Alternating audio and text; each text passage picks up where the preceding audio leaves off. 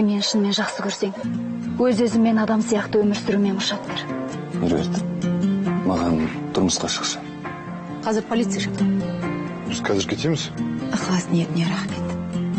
Бірақ мен бірден жауап бере алмаймын. Мәслихатқа сайлауға түсуге қалай қарайсың? Алло, Арсен, кездесуіміз керек. Шабармандарыңды ертпей, өзің кел. Сіз өзіңіздің әдемі екеніңізді білесіз бе? Айнұр біздің дүние мүлкіміздің жартысына көзін тігіп отыр.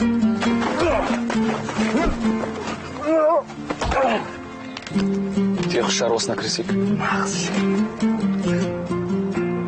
Жүр, өзім апарып тастайын.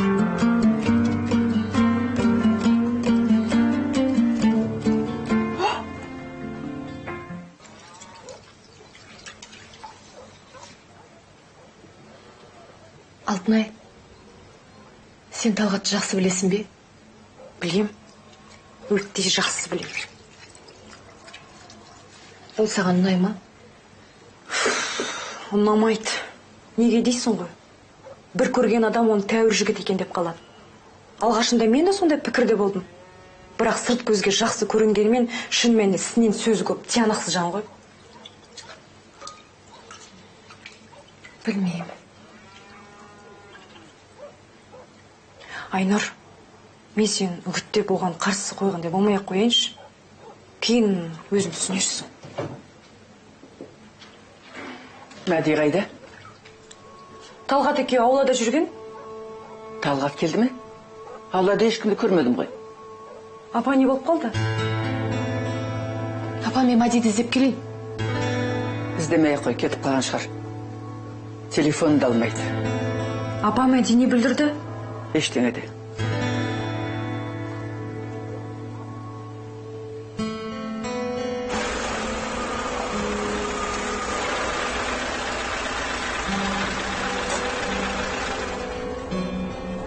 Мәди, біз басқа жаққа баруымыз керек едік. Әкем осы емханада қайтыс болды.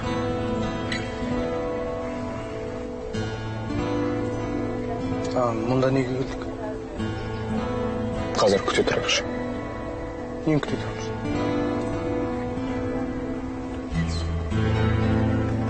Нұргүл емес пе? Мен қазір.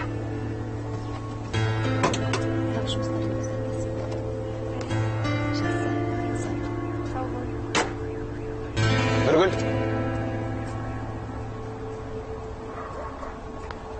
Сәлем. Сенің осылай қайта-қайта келіп, мазамдаларыңды біліп ем. Қазір мен сені осындай қиын жағдайда қалдыра алмаймын. Дәл қазір қайда жүргеніңді әйелің біле ме? Біледі. Онда телефон соғайық.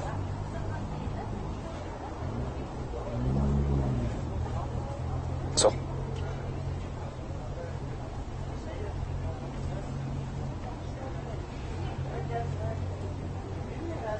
Осы емханада жатып әкем қайтыс болып еді. Иманды болсын.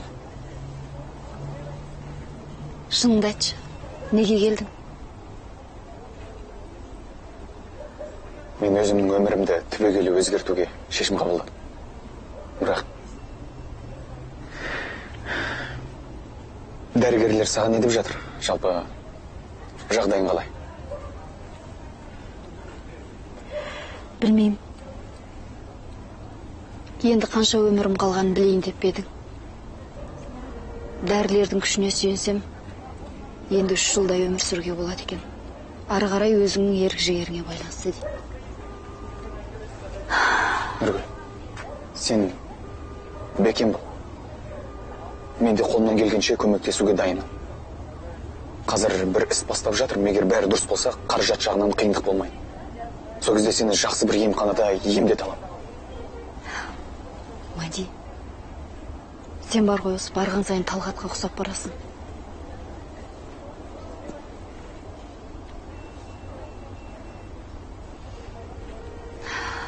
Көрде тұр.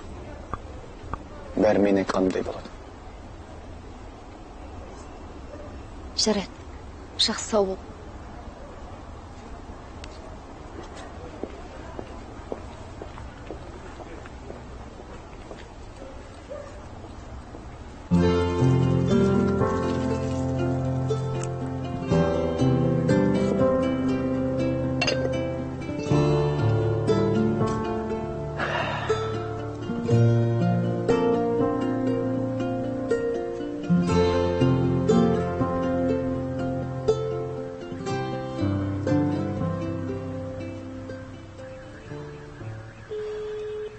Алло, Санжар, қалайсың? Дәулеттің ғой? О, бауырым, сен дер кезінде хабарластың. Сен бір жұмыс жайлы ұсыныс айтып едің ғой? Соны жайын білейін деп едің? Тап қазір Қарағандыға бара жатыр едім. Бір таныс кәсіпкер бір жұмыстың басына қоямын деп уәде берген. Сен менімен бірге барасың ба? Барам. Жақсы.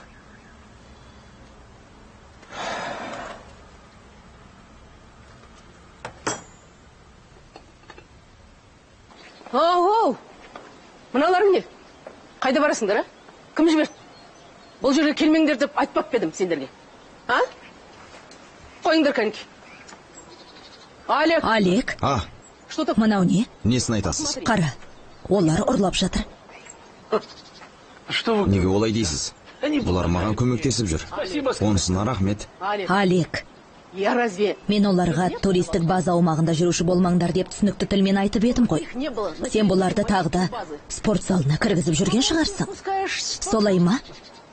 Вы ж Құлпын ауыстырып тастадыңыз емес пе? знаешь, Оларды бұл жерден көрмейтін болайын, Олег.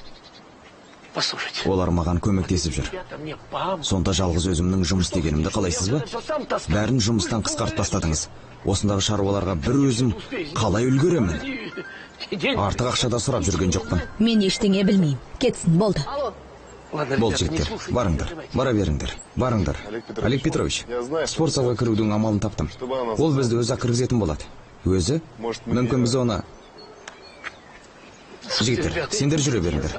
Мен өзім бірдеңе қылармын. Қане, барыңдар. О, чё? О, Дәулет, сәлем. Өздеріңіз қалайсыздар? Петрович, ассалаумағалейкум. Қалай десем екен? Ничего, нормально. Ақырындап жұмыс істеп жатырмыз. Помаленьку. Петрович, жігіттер қалай? Дайындалып жүр ме? Ребята, ну... Жігіттер жаман емес. Маған көмектесіп жүр. А как же? Жігіттердің алдында ыңғайсыз болып қалды. Оларға көз қырыңызды салып қойыңызшы. Дәулет, ты не Дәулет, переживай. алаңдама, оларды көзден таса қылмаймын. Рахмет, Петрович. Конечно. Қаладан жұмыс тапсам, бір амалын ойластырармын. Иә, жақсы. Дәулет, мен өзім хабарласам, жарай ма? Онда жақсы, Петрович, хабарласып тұрыңыз. Жақсы, Дәулет, жақсы. Олег, маған сенің көмегің керек. Мен де өзіңізбен сөйлесем деп едім. Айта бер. А что? Олар ақысыз, пұлсыз көмектесіп жүр ғой. Мы их в этот... Залға кіргізіп тұрсақ қайтеді? ой, Олег, бұл ұсынысыңа қуана-қуана келісер едім. я бы суд... Бірақ мен жігіттеріңнің үстінен Но я написал на них... арыз жазып жатырмын. Не дейсіз? Видишь ли? Консервілерім мен біраз арақ шарабым жоғалып кетті. Тоқтаңыз. Как точно? Неге олар алды деп ойлайсыз? Одан да барменіңіз бен даяшыларыңызды тексеріңіз. Бармена потрясите. Если Балаларыңның біреуін туристік базаның аумағынан көрер болсам, территории моей... сол арыз тиісті орынға жететін болады. Сонан соң олар абақтыдан бірақ шығады. Меніңше, бұл арада ешқандай ұрлық болған жоқ. Не дейсің? Бұл балаларды кіргізбеу үшін ойлап тапқан амалыңыз. Олег, Знаешь что? сені де Мне давно надо было... әлгі жігіттердің соңына жіберуге тура келетін шығар. Демалушылар мұнда келмесін деп, Дәулет екеуің Что вы с Даулетом? қолдарыңнан келгеннің бәрін жасап жатқан сияқтысыңдар. Чтобы у нас было много клиентов. Сіз солай ойлаймысыз? Иә, Осы жердің бүкіл жұмысы мына менің мойнымда. Ал сіз болсаңыз, сен түкте істеп жүрген жоқсың. Тек күңкілдеуді ғана білесің. Неге күңкілдейтініңді түсінбеймін. Айлығыңды алып отырсың. солай ма? Рахмет. Олег, Олег, сен баршы. Бар дедім ғой. Бар. Жақсы. Сәлематсыз ба? Сәлематсыз. Сізбен ақылдасқалы келіп ем. Елорда төрінде үшінші рет Қазақстан, Ресей. Алло, Майра. Барлық жұмыстарың тастада маған кел. 5 секундта осында болатын бол.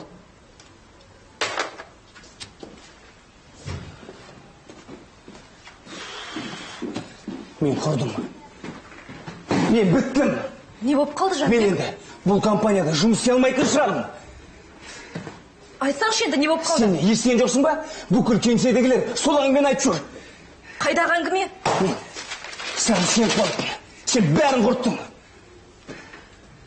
Әлі де кеш емес. Тығырықтан шығатын мүмкіндігің бар.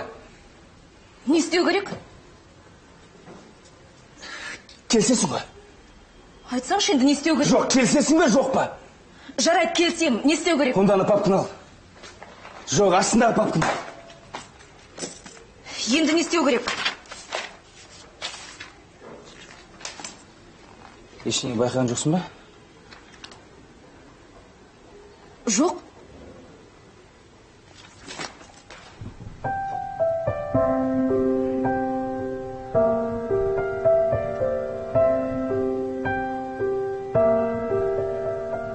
Бұл не? Түу, Жәнібек, қорқытып жібердің ғой.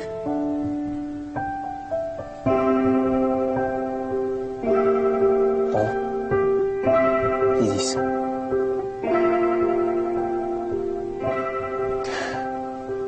Әрине мен келсем.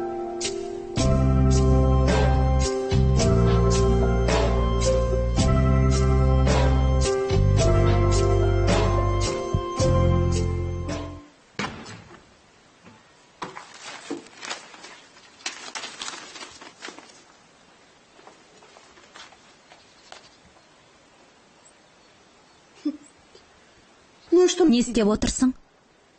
Іздемеген жерім жоқ. Көкөніс алып келу керек. Бармаймын. Керек болса жүк таситын кісі жалдап алсын. Олег, кішкентай балаға ұқсамаш. Түк бітіріп жүрген жоқсың дейді. Онда бәрін өздері тассын. Жігіттер бұларға не істеді? Оларға заттарымызды тонап кетті деп жала жапқысы келеді. Ниетінің жаманын көрмейсің бе? Осының бәрі балаларды бұл жерге жолатпаудың амалы. Енді дәулетке не деймін? Балаларды қайтесің? Кетіп қалған дәулеттің өзі емес пе? Онан да өзіңді ойла. Осындай сөздеріңнен кейін жалақымызды азайтып тастады. Сол жақсы ма? Солай ма? Онда енді бәрі басқаша болады. Олар қанша төлейді? Сонша жұмыс жасаймын. Көп төлесе көп, аз төлесе аз істеймін. Айтқаным айтқан болды. Жақсы, отыр онда. Жалақыңды азайтқанын айтасың. Ертең екеумізді де жұмыстан шығарып жіберсе қайтесің? Дәулеттің түгі кетпейді. Бапкер болып жұмысқа кіреді. Ал біз қайда барамыз? Ештеңе етпейді. Базарға барып шемішке сатсақ та күн көреміз. Базарға барып, шемішке сату қалып еді. Бармайым, шемішке сатпайым. Түсінікті ме?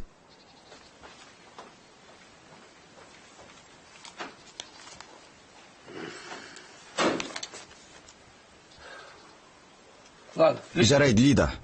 Жарайды, тоқтай тұршы. Лида, тоқташы деймін.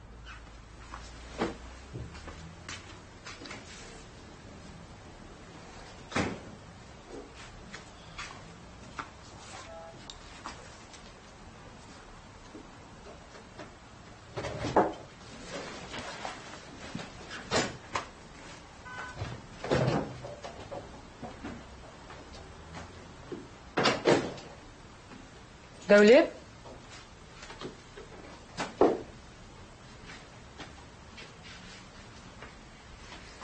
Сәлем, Лида. Сәлем. Қалайсың? Жақсы.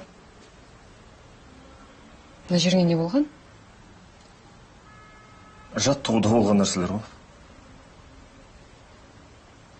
Маған мұндай жаттығуларың ұнамайды. Ұсақ түйек қой.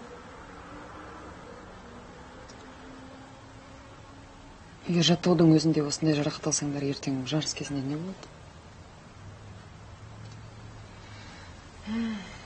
Концерттен кейін менің аяғым дәл осындай болып қалады. Ісіп кететін бе? Иә. Күні бойы биік өкшелі туфлимен билеп жүріп ән айтасың, аяғың қажалып қалады.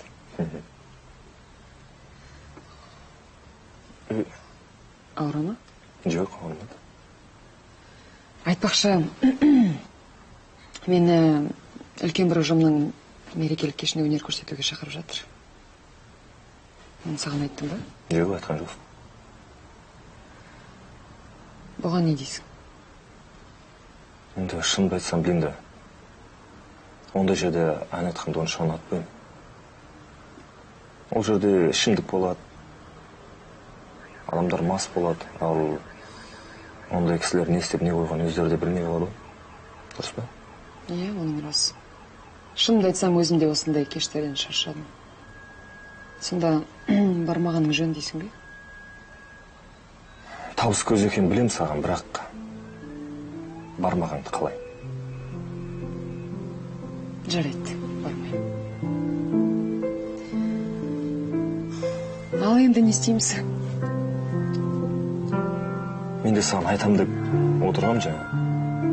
Қарағандыға бару керек болып тұр. Неге? Бір шұғыл шаруалар шығып тұр. Қарағандыда не шаруалар? Алматыда жұмыс таппадым ғой, сол жақта бір досыма хабарласқан. Бір тірліктер шығып тұрған сияқты. Оның үстіне ағам да сол жақта тұрады. Бапкерлік пе? Жоқ, кәсіпкерлік.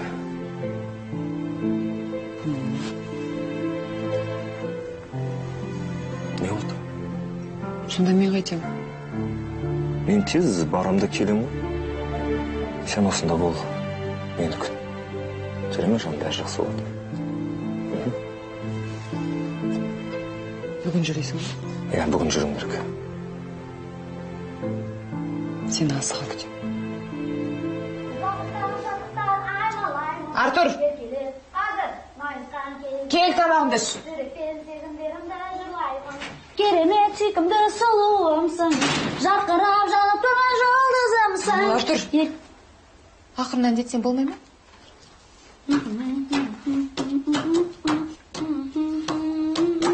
Сөйлді телсертпе.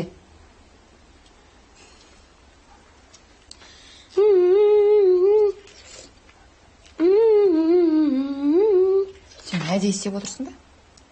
Әнде айтпадым, үстелде теңселтпедім ғой. Үндемей отырсам болмай ма? Маған еш нәрсе істеуге болмай ма? Еш нәрсе істеуге болмайды. Қайырлы күн. Қалайсың аты? Жақсы. Сәлем Мұса. Сәлем. Кел отыр.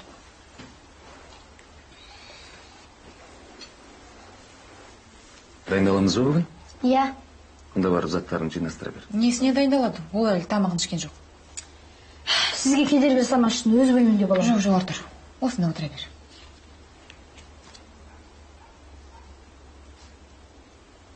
Жағдайларың қалай? Жақсы.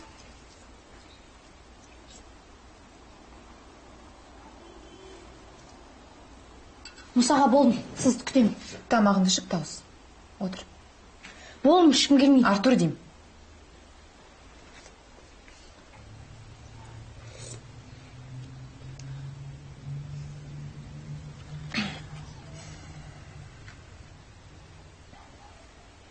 Бір байламға келдің ба, Меруерт?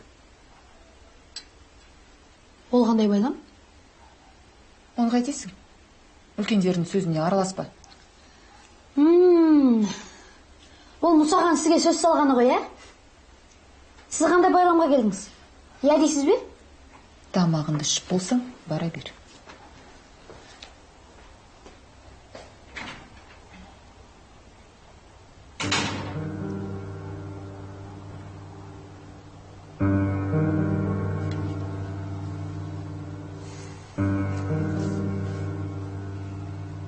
Қойшы Мұса.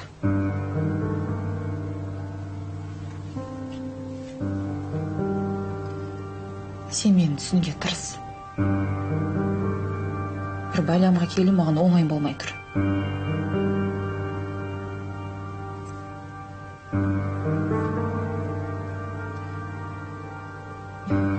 Өзің басына мін таға алмай, сен маған ұнайсың. Бірақ осының бәрін тым тездетіп жіберген сияқты көрінесің. Жақсы, асықтырмай. Жақсылап ойла. Рахмет.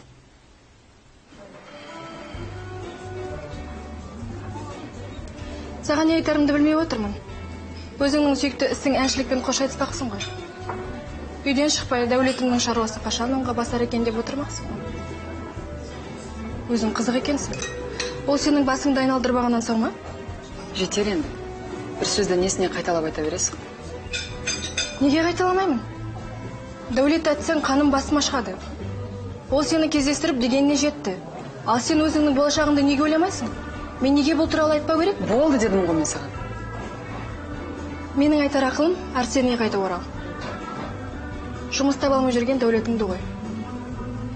Өз басым дәулет сияқтыларға бұрылып та қарамайтын еді. Сен неге осы дәулетке қадала қалдың? Әлде басқа айтар әңгімен жоқ па? Дәулет сияқтылар саған қарайды деп кім айтты? Әдетте мұндай жігіттерді Қыздардың жылтыраған түрі емес. Ішкі жан дүниесінің әдемілігі қызықтырады. Ой, пырмай, Өзіңе төлеп үйренбеген шығарсың. Ақшаңды оңды солды шаша берме. Керек болып қалар. Қазақстанда.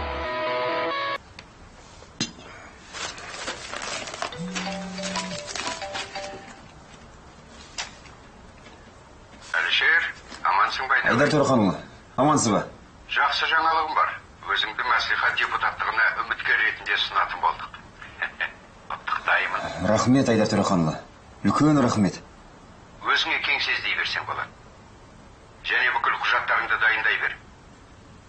Сені тіркеуіңіз керек. Жақсы. Жақын арада есеп шот нөмірін жіберем. Ақшаны соған аударатын болам. Айдар Төреханұлы, қалай да жеңеміз. Иә.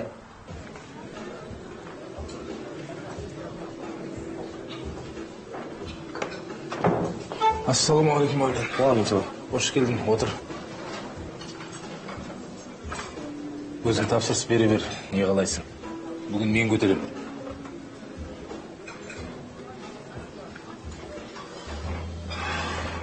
Айта бер, не жаңалық? Ақырындап жүріп жатырмыз.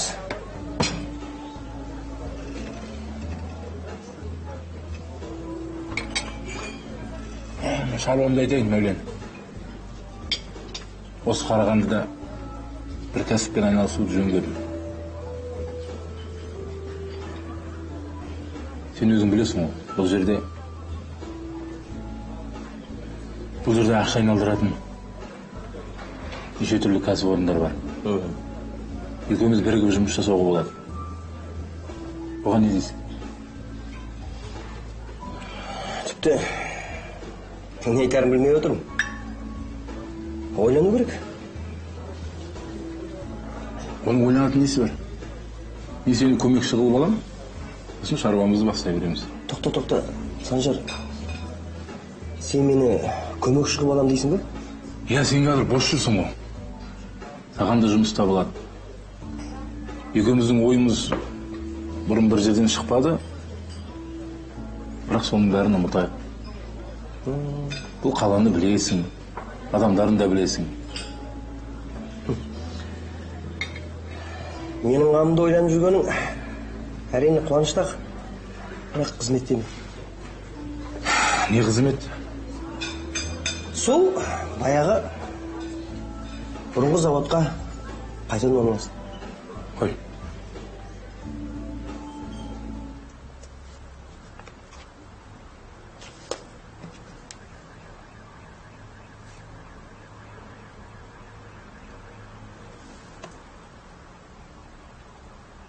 Алло, саламатсыз ба? Мен жарнамаға байланысты хабарласып тұрмын. Иә, сіздер мұнда кеңселеріңіздің қай қабатта орналасқан жазып алыпсыздар ғой? Екінші қабат? Кешіріңіздер. Бізге ыңғайсыз екен. Жақсы.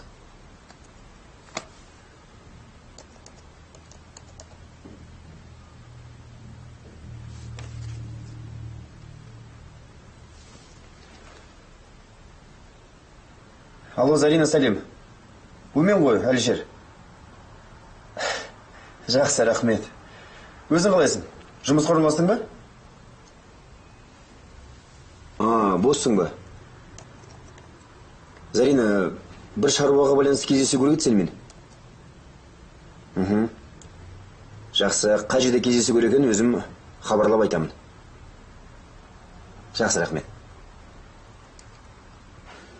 Иә, бәрін түсініп отырмын. Бірақ мен ол үшін қол қоя алмаймын. Мен сатып алу бөлімінің бастығы емеспін. Оның өзімен хабарласайық. Сонан соң ол сізге арнайы қызмет киімдерін береді. Болды. Мәулен қайда? Әлі келген жоқ. Жаныбек саған Карина келіпті. Күте тұрсын. Мәрі, маған тез арада Мәулен топыш. Ана жақта жұмыс тоқтап тұр. Ал ол болса әлі жұмыста жоқ. Майра, сен бара бер. Жарайды. Мәулен, Сен қайда жүрсің? Ана жақта таң атқалы бері арнайы қызмет киімдерін аламыз деп адамдар күтіп отыр. Сен қол қоймасаң, олар киімдерін ала алмайды. Санжар есіңде ме? Қайдағы Санжар? Оның да ана адамдардың киімдерін бер. Ана бізден келіп ақша алып кеткен Санжарды айт. Ал, оған не болыпты? Ештеңе. Қалада жүр екен. Сенімен кездесем дейді. Енді алған су ет. Не керек өзіне? Кім-кімде көкейін тесетін бір-ақ нәрсе бар емес пе? Ол ақша керек. Сен басшысың, ол сенен жұмыс тауып беруін сұрап отыр. Бірдеңе істеу керек. Әйтпесе ол бізге күн көрсетпейді. Рұқсат па, Жанбек? Мына қағаздар жылдан бері салайын, әйтпесе күткеніме жарты сағат болды. Күте тұр. Не болды? Шақыру үстіне кіресің. Шыға тұр.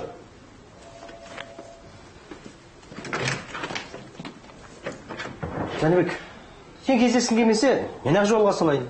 Бұл іске құлқым жоқ деп айта салам. Оған мен араластырма. Бұл шаруаға онша ықылас танытпады де. Өлем бір көмегің болсын. Әйтпесе ол бізге маза бермейді. Жарайды, онда мен барайын. Әлгі шаруаларды тезірек біте салшы. Адамдар күтіп отыр ғой. Иә, жұмысқа бару керек болса, жұмысқа барайын. Жоқ, сен кездесуге бара бер. Мен Майран жібере салармын. Жарайды. Кешіріңіз, кеңсеңіз бірінші қабатта дейсіз бе? Өте жақсы. Ал кеңсені бүгін барып көруге бола ма? Жақсы, рахмет. Рахмет.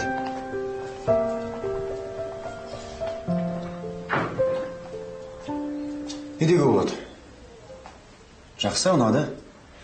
Бірақ жиһаздарыңыз аз екен. Тіпті жоқ десе де болады. Иә, жиһазымыз жоқ. Бірақ кіреберісіміз бөлек. Өз тұрағымыз бар. Қанша дегенмен қаланың орталығы. Бағадан қымбат емес. Оныңыз рас енді. Көңілмен шықты. Аламын. Онда бар құжаттарды толтырайық. Жақсы, жүріңіз.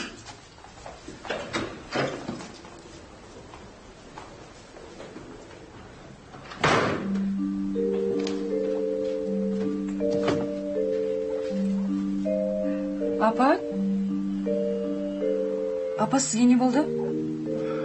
Басыма ұрып тұр. Дәріңізді іштіңіз бе? Біреуін ішіп ағапа. Апа, сіз бүгін біртүрлі мазасызданып жүрсіз ғой. Мәди кеткелі бері қабағыңызды ашылмады, не болды? Ол саған хабарласты ма? Жоқ. Апа, Мәди не білдірді? Айттыңызшы. Ол ферманың құжаттарын алып кетіпті.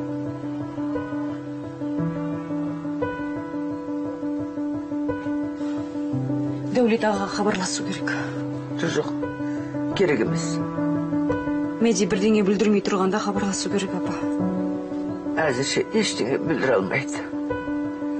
Өсиет хат тек жарты жылдан кейін ғана күшіненеді. Мен олармен хабарласпа дедім ғой. Апа, мен Мәдиге хабарласып жатырмын. Ол бәрібір алмайды. Күні бойы неше рет соқтым. Апа, онда мен бара берейінші. Қайда кеттің? Балаларды тамақтандыруым керекпін.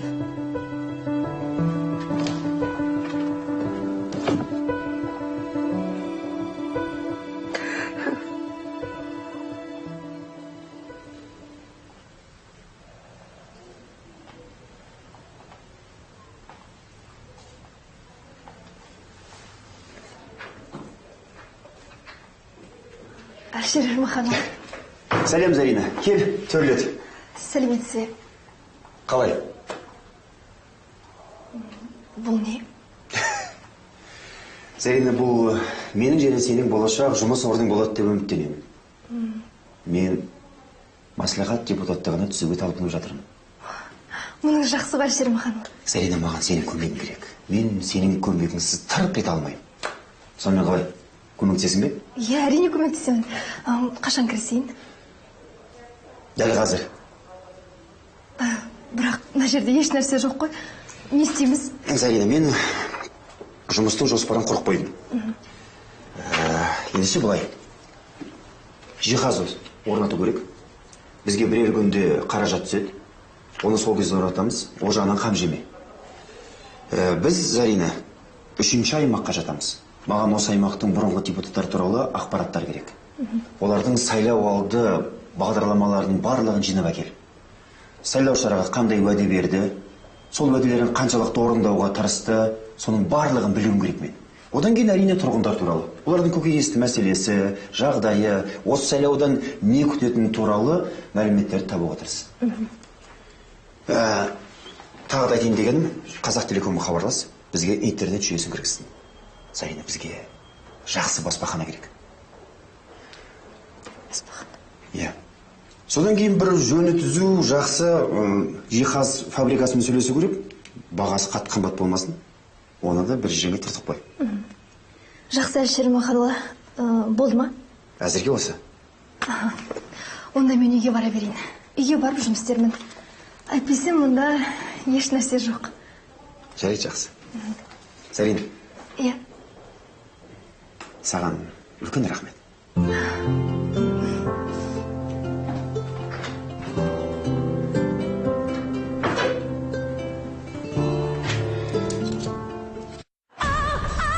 Майра, мыналарды Жәнібекке бере саласың ба?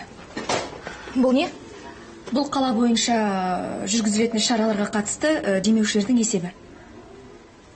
Карина, оны өзің бергенің дұрыс шығар. Менен сұрап қалса жауап бере алмай қалам ғой. Жарайды. Бірақ кіре алмай отырғаныма міне 1 сағат болды. Өз кабинетке кіріп алып, келген адамдарға айғайлағаннан басқа еш нәрсе білмейді. Енді маңызды шаруалар бар шығар. Қайдағы маңызды шаруа? Көрдім ғой. Мәулен екеуі мылжыңдасып отыр. Маңыз деп мына менің шаруамдай. Дәл қазір демеушілік мақсатымен жасалынатын жобаларды бекітіп алмасақ, кейін әкімшіліктегілер өзінің мазасын алатын болады.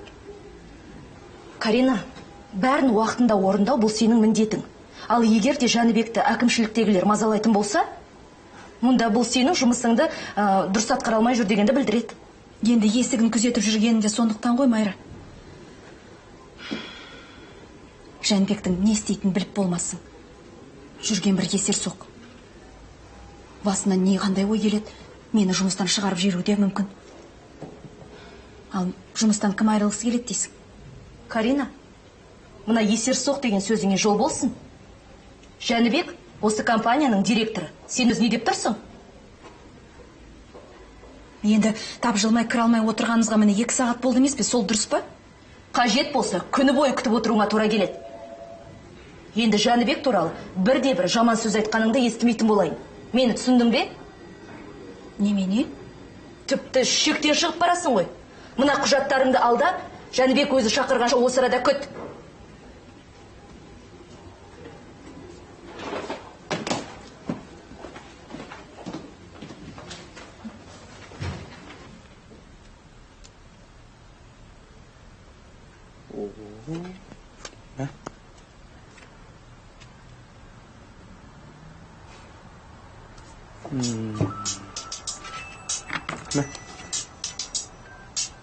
Телефонымды сөндіріп тасташы. Құлақ етім жоқ қой. Әлде Алтынайға бірдеңе болып қалған соң? Білмеймін. Әлде бір маңызды шаруасы бар шығар? Жоқ, жай іздеп жатқаны ғой. Өзінің сондай бар. Байқа іздеп келіп жүрмесін, өткен жолғыдай. Мекен жайымызды біледі. Келмейді. Мә, тұт. Мә.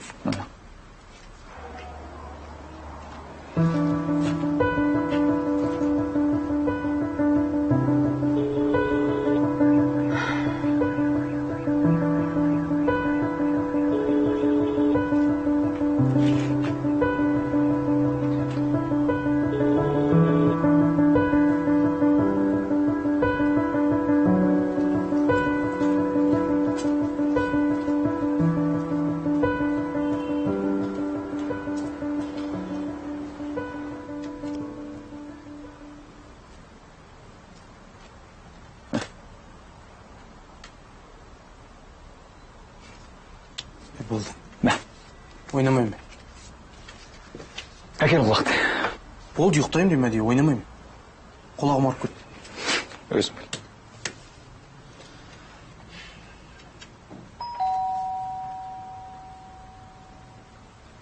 Біреуді күтіп отырсың ба? Жоқ. Түйе құстарын айтып секен келмесе. Жоқ, ол емес сияқты. Бар көш, мен сұраса жоқ деп айт. Сен кімсің десе не деймін? Пәтер жалдап тұрып жатырмын де. Айына бір-ақ рет көремін де. Баршы.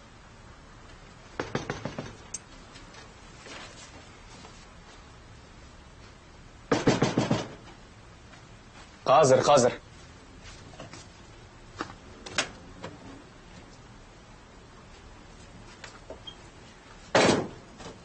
Сен бұнда қайдан жүрсің? Сәлем, Алтынай. Немене, мен келет деп ойламадым ба? Алтынай, кімді іздеп жүрсің? Балаларды кімге қалдырдың? Балаларды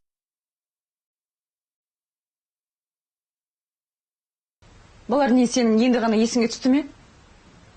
Телефоның неге алмадың? Күні бойы саған телефон соқтым. Мен де сенен соны сұрайын деп едім. Маған неменеге қоңырау шала бересің, а? Мен жұмыс істеп жүрмін.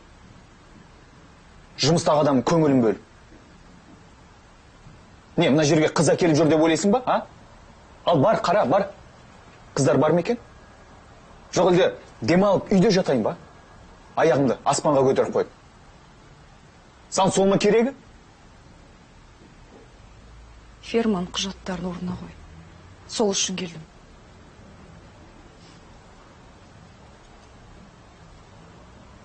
Апам біледі. Құжаттарды қайтар.